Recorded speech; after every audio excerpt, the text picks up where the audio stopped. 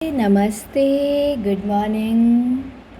स्वागत है विजेता बैच में सभी विजेताओं का। तो आज हम देखेंगे छंद। मैंने बताया था आपसे कि मैं आप सभी को जो काव्यशास्त्र के टॉपिक है, चूँकि काव्यशास्त्र ऐसा टॉपिक है कि वो आपके लिए, हमारे लिए, सबके लिए ये कठिनाई होता है, सबके सामने चुनौती खड़ा करता है। सबको डर लगता है इससे कि हमारा तैयार नहीं है, हम गलती कर देंगे, और एक एक दो दो प्रश्न हर टॉपिक से आता है। लेकिन डरने की क्या बात है, जब हम हैं तो डरेंगे थोड़ी। हम क्या करेंगे कि जो टॉपिक है, जैसे छंद हो गया, अलंकार हो गया, शब्द शक्ति हो गया, काव्य गुण हो गया, काव्य दोष हो गया, प्रामाणिक सभी किताबों से इनका 7 नोट्स तैयार करेंगे। और वो नोट्स पीडीएफ के माध्यम से ऐसे आप लोगों को हम पढ़ाएंगे और आप इसे नोट्स बना लेके तैयार कर लीजिएगा। और फिर अब देखिए कि कहाँ से प्रश्न आएगा। अब आप कहीं से प्रश्न आए, अगर इसमें से आ जाए तो इसमें का बचा लीजिएगा, और इससे अधिक आपको छंद नहीं पढ़ना है। अगर इसको ये मान लीजिए कि यही हमारा पहला और यही हमारा अंतिम है। मैं चूँकि शॉर्ट में बताई हूँ, ज़्यादा डिटेल नहीं है, क्योंकि डिटेल तो आप किताबों में हर जगह देखेंगे ही और जानते ही होंगे। तो मैंने सोचा कि आप लोगों को शॉर्ट में बताया जाए, जैसे आप लोग कम समय में तुरंत इसे फटाक से रिवीजन कर सकें। तो चलिए शुरू करते हैं और मन लगा के पढ़ा करिए। All the best. देखती हूँ कि इस पे कितनी क्लासें होती हैं। मुझे लगता है ज़्यादा क्लास तो नहीं होगी, 1 या 2 क्लास होगी। छंद पे तो 2 क्लास होगी, तो 1 क्लास मैं सोच रही हूँ यूट्यूब पे रख दिया जाए डेमो के रूप में, फ्री, ताकि सब लोग देख सके और उन्हें भी विजेता बैच के बारे में पता चले। क्योंकि इतने अच्छे क्लास है, इतना अच्छा कोर्स चल रहा है और लोगों को जानकारी नहीं होगी तो कैसे जुड़ेंगे। तो आज अभी 16 अगस्त है, आज भर स्वतंत्रता दिवस का ऑफ़र है। तो मैं बताना चाहूँगी कि यदि आप जुड़ना चाहते हैं हमारे बैच से तो आप जुड़ जाइए विजेता बैच से, और जुड़ने के लिए इसी नंबर पर संपर्क करिए। हमारे बैच की फ़ीस 1999 है, 15% का डिस्काउंट दिया गया है। तो डिस्काउंट के साथ अब आपको आज भर केवल 1700 है, कल लेंगे तो 1999 हो जाएगा, ठीक, क्योंकि डिस्काउंट ख़त्म हो जाएगा। फिर आप कहिएगा भी मत मेरे से कि मैम नहीं, उतने में ही कर लीजिए। आज भर है, आज टाइम है, आपको जुड़ना है तो जुड़ जाइए। प्ले स्टोर से Hindi teachers academy app download करिए, कोर्स बाय नाउ कर लीजिए, कल से प्राइस बढ़ जाएगी। या इस नंबर पे व्हाट्सअप कर लीजिए कि मैम हमें जुड़ना है, जुड़ने का प्रोसेस आपको बता दिया जाएगा। तो चलिए आप शुरू करते हैं। और विजेता बैच, नाम इसका विजेता क्यों रखा गया है? क्योंकि आप सभी एक न एक दिन विजेता बनेंगे। हम हारने नहीं आए हैं, हम क्या आए हैं? जीतने आए हैं, और जीत के दिखाने आए हैं। जब अपनी कहानी हम सुनाएंगे किसी को तो हमारी कहानी में लिखा होगा कि अंततः हारते हारते हमने जीत हासिल कर ही लिया और हम बन गए विजेता। तो हमें विजेता बनना है, अपने नाम के आगे कमज़ोर, हारा हुआ नहीं रहने देना है। और कितना भी टाइम लगे, कितनी भी मेहनत लगे, जीत के ही रहना है, जीत के ही दम लेना है, क्योंकि हम जीतने आए हैं। तो चलिए अब हम शुरू करते हैं छंद। ठीक, 2 वीडियो में इसे मैं ख़त्म करूँगी, ज़्यादा टाइम नहीं लूँगी आपका। तो छंद शब्द के मूल में छदी धातु है। छंद शब्द जो बना है वो किस धातु से बना है? छदी धातु से। इसके बाद आचार्य रामचंद्र शुक्ल ने छंद को परिभाषित करते हुए बताया है। क्या बताया है? तो बताया है कि छोटी छोटी सार्थक ध्वनियों के प्रवाहपूर्ण सामंजस्य को छंद कहते हैं। तो आचार्य शुक्ल ने कहा है कि छोटी छोटी सार्थक ध्वनियों के प्रवाहपूर्ण सामंजस्य का नाम छंद है। तो पूछेगा ये कथन किसका है? तो रामचंद्र शुक्ल का। इसके बाद डॉक्टर जगदीश गुप्त का एक कथन है, इनका देख लीजिए। ये दोनों इम्पॉर्टेंट है बहुत कथन। तो इनका कथन है कि अक्षरों की संख्या एवं क्रम, मात्रा गणना तथा यति गति आदि के संबंधित विशिष्ट नियमों से नियोजित पद्य रचना छंद कहलाती है। तो ये किसने कहा है? जगदीश गुप्त ने कहा है। क्या कहा है? हिंदी साहित्य कोश में छंद को परिभाषित करते हुए जगदीश गुप्त ने कहा है कि अक्षरों की संख्या एवं क्रम, मात्रा गणना तथा यति गति आदि के संबंधित विशिष्ट नियमों से नियोजित पद्य रचना छंद कहलाती है। लय ही छंद के प्राण है। छंद के प्राण क्या है? लय है। लय ही छंद के प्राण है। इसके बाद भगीरथ मिश्र ने क्या कहा है? तो भगीरथ मिश्र का कथन है, ये कहते हैं कि काव्यवाणी व्यापार के अंतर्गत प्रतीति युक्त तथा विश्लेषण गम्य लय का नाम ही छंद है। तो ये भगीरथ मिश्र ने कहा है, क्या कहा है कि जो काव्य है वो वाणी और व्यापार के अंतर्गत प्रतीति युक्त तथा विशेषण गम्य लय का नाम ही छंद है। इसके बाद आते हैं भरत मुनि। भरत मुनि ने क्या कहा है? तो भरत मुनि ने कहा है कि ना कोई छंद अक्षर से पृथक है और ना कोई अक्षर ही छंदहीन है। तो पूछ सकता है, ये भगीरथ मिश्र की बुक से मैंने ये सब स्टेटमेंट लिए हैं, तो आप इसे हल्के में मत लीजिएगा। इस छंद के टॉपिक को अभी आप पढ़ लेंगे क्लास को, तो आपको ना भगीरथ मिश्र, ना योगेंद्र प्रताप, ना निशा अग्रवाल पढ़ने की जरूरत पड़ेगी। आप सबका सार इसी में है, शॉर्ट नोट्स है उनका ये। तो भरत मुनि ने क्या कहा है? इन्होंने कहा है कि ना कोई अक्षर शब्द से, ना कोई छंद अक्षर से पृथक है और ना कोई अक्षर छंदहीन है। इसके बाद छंद रचना के कुछ पारिभाषिक शब्द हैं, उन्हें देख लीजिए। जैसे पाद या चरण। छंद की प्रत्येक पंक्ति को पाद या चरण कहा जाता है। हिंदी के छंद 2 चरणों से लेके 6 चरणों तक के होते हैं। दोहा में 2 चरण एवं छप्पय में 6 चरण छंद के लघुत्तम एवं बृहत्तम छंद के उदाहरण माने जाते हैं। तो पाद या चरण किसे कहते हैं? तो छंद के प्रत्येक पंक्ति को पाद या चरण कहते हैं। अब हिंदी के छंद 2 चरणों से लेके 6 चरणों तक के होते हैं। तो ये जो सबसे छोटा छंद होता है वो 2 चरण का होता है, जो सबसे बड़ा छंद होता है वो 6 चरण का। हिंदी में अब 6 चरण से बड़ा कोई छंद नहीं है और ना 2 चरण से छोटा कोई छंद है, तो ध्यान रखिएगा। इसके बाद आता है वर्ण। वर्ण एक संपूर्ण ध्वनि को वर्ण की संज्ञा दी जाती है। वार्णिक छंद में इन वर्णों का मूलाधार के रूप में स्वीकार किया गया है। इसमें ह्रस्व एवं दीर्घ का ध्यान नहीं दिया जाता। अ और आ दोनों पृथक पृथक एक ही वर्ण स्वीकार किए जाते हैं। यही नहीं, संयुगाक्षर को भी एक ही वर्ण माना जाता है, जैसे ज्यों त्यों आदि। तो ध्यान रखिएगा कि एक संपूर्ण ध्वनि को वर्ण की संज्ञा दी जाती है और जो वार्णिक छंद होते हैं तो उनमें वर्णों को मूलाधार के रूप में स्वीकार किया जाता है। वार्णिक छंदों में मात्रा नहीं वर्ण काउंट होते हैं। जैसे अ और आ ये दोनों पृथक पृथक वर्ण आएंगे, इसमें मात्रा आप नहीं गिनेंगे।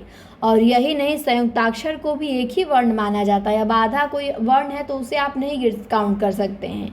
तो ज्यों है, त्यों है, क्यों है, इन्हें क्या आप काउंट करेंगे? एक ही वर्ण काउंट करेंगे, 2 नहीं काउंट कर सकते हैं। इसके बाद है मात्रा।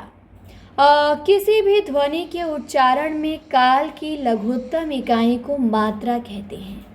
किसे कहते हैं मात्रा? तो किसी भी ध्वनि के उच्चारण में काल की लघुत्तम इकाई को मात्रा कहते हैं।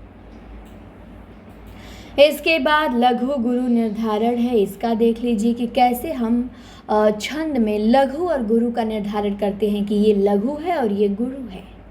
तो आइए देखते हैं। ह्रस्व स्वर लघु होते हैं, ध्यान रखिएगा। ह्रस्व स्वर कौन कौन से? अ, ई, उ, री। ये क्या होते हैं? ये लघु होते हैं। ये क्या होते हैं? लघु होते हैं। और यही नहीं, इन लघु स्वरों के संयोग से बने व्यंजन भी लघु माने जाते हैं। और इन लघु स्वरों के संयोग से बने व्यंजन भी लघु माने जाते हैं, जैसे अ, क, च, की, कु। अब अ, ई, उ, री किसी में लगेगा तो वो भी लघु माना जाएगा। जैसे क में छोटी ई लग गया तो क्या हो गया? लघु हो गया। और यहीं क में बड़ी लगेगा तो गुरु हो जाएगा। क में छोटा उ लग गया तो लघु हो जाएगा, क में बड़ा उ लग गया तो गुरु हो जाएगा। केवल क, तो क में वैसे अ लगा हुआ है, लघु है। का हो जाएगा तो गुरु है, क्योंकि आ लग गया। तो ठीक ना, समझ में आ गया कि ह्रस्व स्वर लघु होते हैं। क्लियर? आगे आते हैं। संयुक्ताक्षर के पहले का वर्ण जिस पे बलाघात नहीं पड़ता लघु माना जाता है, जैसे हनुमंत में म लघु है। तो संयुक्ताक्षर के पहले का वर्ण जिस पे बलाघात नहीं पड़ता वो भी लघु माना जाता है। इसके बाद ध्यान देना है कि चंद्र बिंदु युक्त व्यंजन लघु माने जाते हैं, जैसे संग में स लघु है।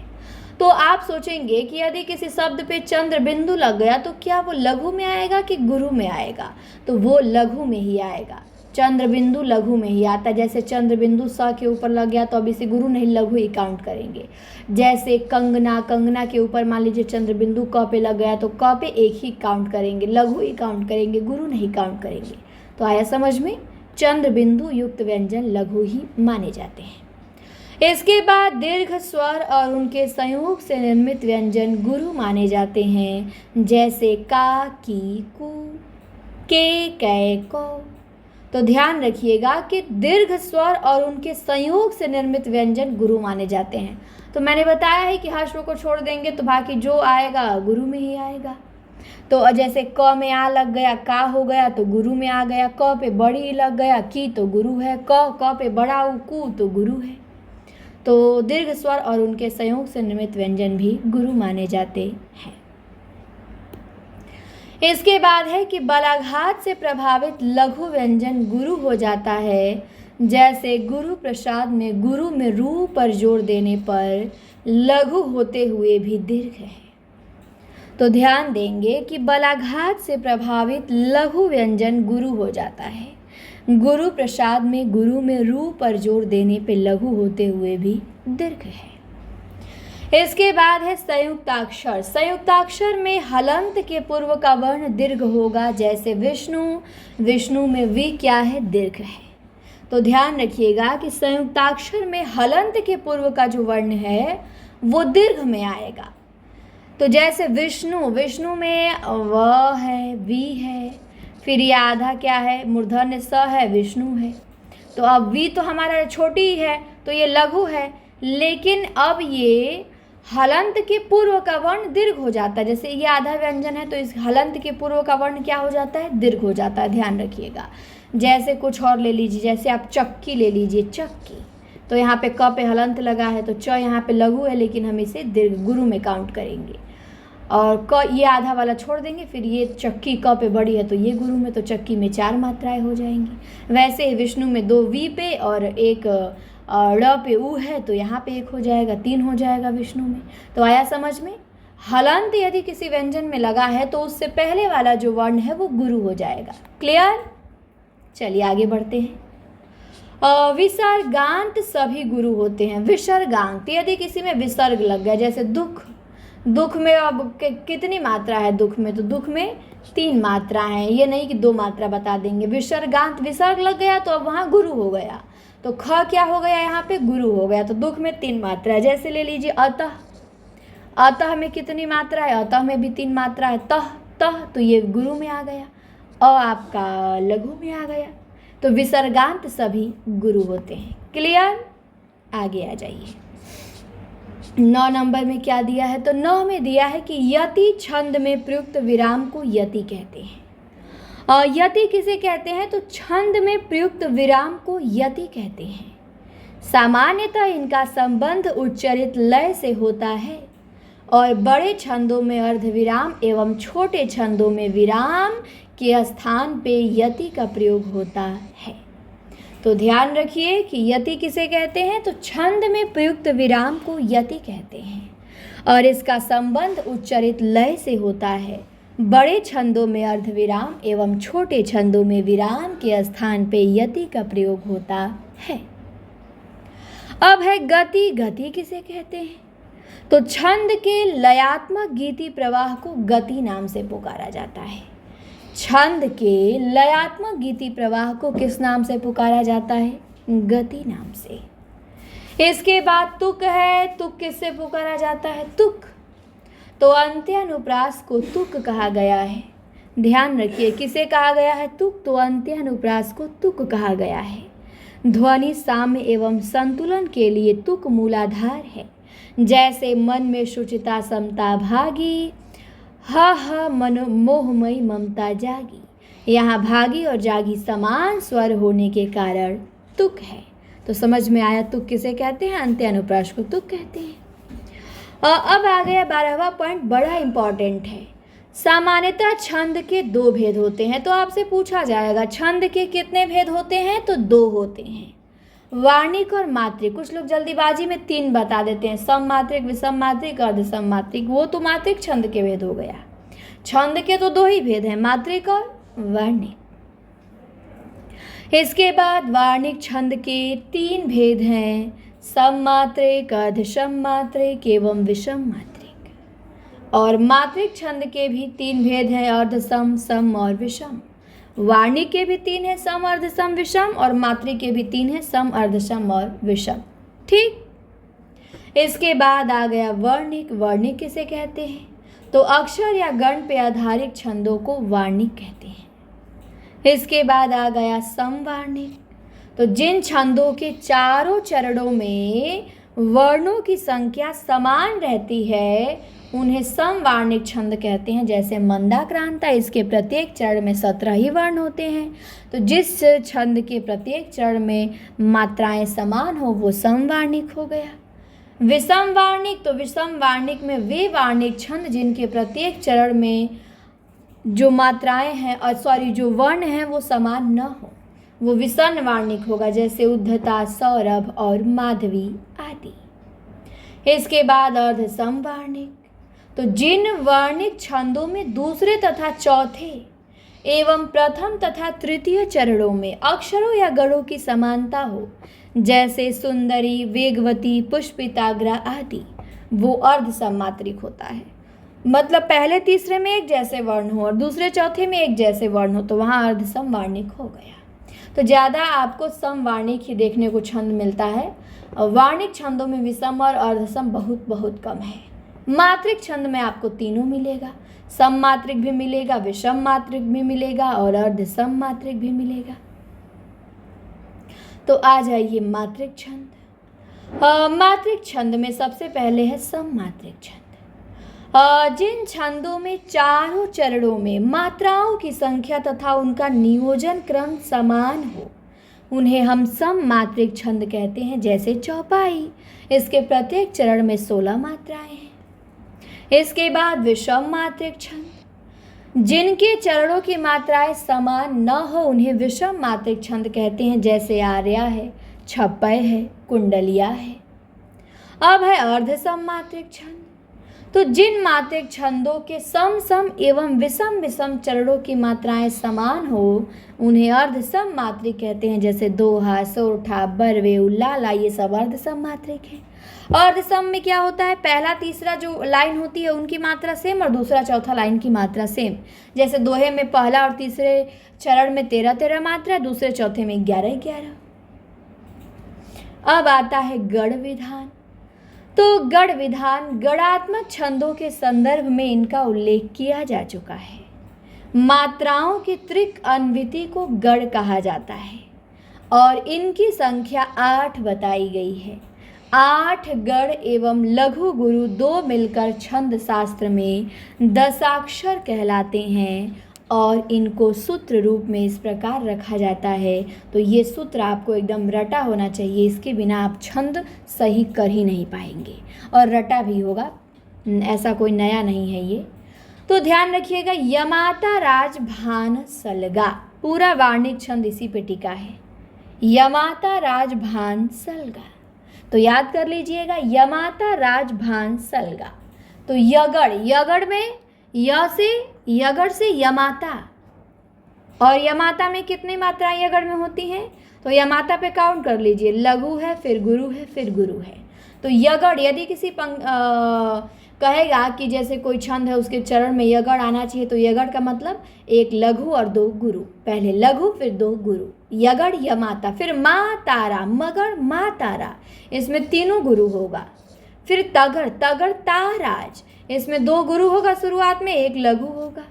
फिर रगड़ राजभा, राजभा में 1 गुरु, फिर लघु, फिर 1 गुरु।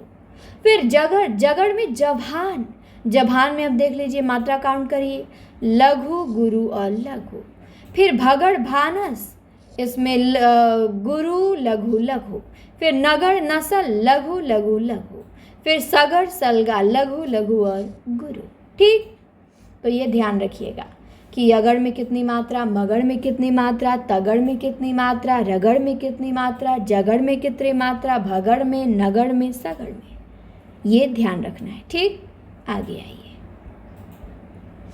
अब देख लेते हैं कि समवार्णिक छंद कौन कौन से हैं। तो समवार्णिक छंद में मालिनी है, बसंतीलिका है, वंशस्थ है, द्रुत विलंबित है, शालिनी है, उपेंद्र वज्रा है, इंद्र वज्रा है, भुजंगी है, तोटक है, मौक्तिक दाम है, मंदाक्रांता है, शिखरड़ी है, शार्दुल विकृत है, सवैया है, घनाक्षरी है, दंडक है, कवित है।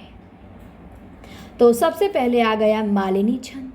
तो अब मैंने इसके बारे में पूरा उदाहरण नहीं लिखा है, क्योंकि फिर वही लिखेंगे तो किताबी हो जाएगा, फिर ये शॉर्ट नोट्स थोड़ी होगा।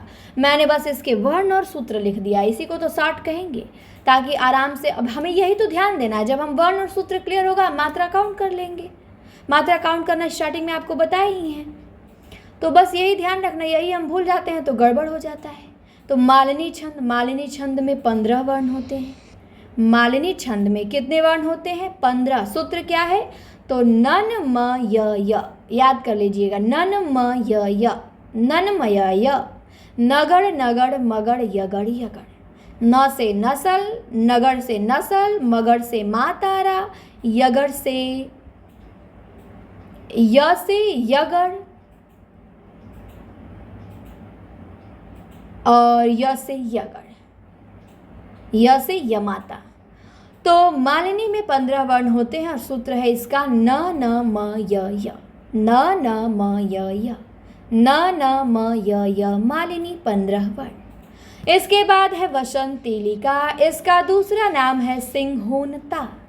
इसमें 14 अक्षर होते हैं और इसका सूत्र है तभ जज गा गा। तो बसंतीलिका में 14 वर्ण होते हैं और इसका दूसरा नाम है सिंहूनता और इसका सूत्र है त भ ज ज गा गा। त से तगड़, भ से भगड़, ज ज से जगड़ जगड़, गा गा। गा गा किसी के अंत में लगे हम, एक गा मतलब एक गुरु और दो गा मतलब दो गुरु, तो गा गा मतलब गुरु गुरु। तो त भ ज ज गा गा बसंतीलिका। इसके बाद वंशस्थ है, वंशस्थ में 12 वर्ण होते हैं, इसमें इसका सूत्र है जत जर। वंशस्थ में 12 वर्ण, इसका सूत्र है जत जर। तो मालिनी में 15 वर्ण, नन मय, बसंतीलिका में 14 वर्ण, त भ ज ज गा गा, वंशस्थ में 14 वर्ण, जत जर। तो इस प्रकार हमने देखा। अब आगे का ऐप पर आपको क्लास मिलेगी, ये भी यूट्यूब पे नहीं रखना था, लेकिन बहुत लोगों के मैसेज आते रहते हैं, मैम आप ऐप पर कैसे कराती हैं, क्या कराती हैं, डेमो रखिए। तो डेमो यूट्यूब पे बहुत सारी क्लासें पढ़ी हैं और बीच बीच में एक आध दे भी दे रहे हैं, तो ऐसा ही हम कराएंगे। ऐसे ही मैं शॉर्ट तरीके से पढ़ाती हूँ, कम समय में आपको ज़्यादा चीज़ें दिया जाए। 3 लाइव क्लासें आपको मिलेंगी, टॉपिक वाइज आपका टेस्ट होगा, PDF टेस्ट मिलेगा आपको ऐप पर, 2 से 3 वीडियो आपको डेली मिलेंगे। और शुक्ल सार संग्रह करा रही हूँ, शुक्ल जी की बुक से मैं क्वेश्चन छाट के आपको करा रही हूँ, लाइन बाय लाइन 1000 करा चुकी हूँ। तो यदि आप रिजल्ट बनाना चाहते हैं, 3 महीने समय आपके पास गिने चुने हैं, ये जान लीजिए, और भर्ती आ जाएगी तो आपको खुद पता चलेगा और पता चलेगा कि मैम सही कह रही थी। तो देर ना करिए, और बाकी आप खुद ही समझदार हैं, जानते होंगे रिजल्ट बनाना होगा तो टाइम का कितना महत्व है। तो इतने कम टाइम में सिलेबस को पूरा कवर कराएंगे तो हम ही करा सकते हैं। बाकी आप सोचेंगे धीरे धीरे होगा, नहीं धीरे धीरे नहीं, हमारे पास धीरे फास्ट दोनों चलता है। सर की भी क्लास होती है, मेरी भी क्लास होती है, वीडियो भी रहता है, सब कुछ आपको मिलेगा।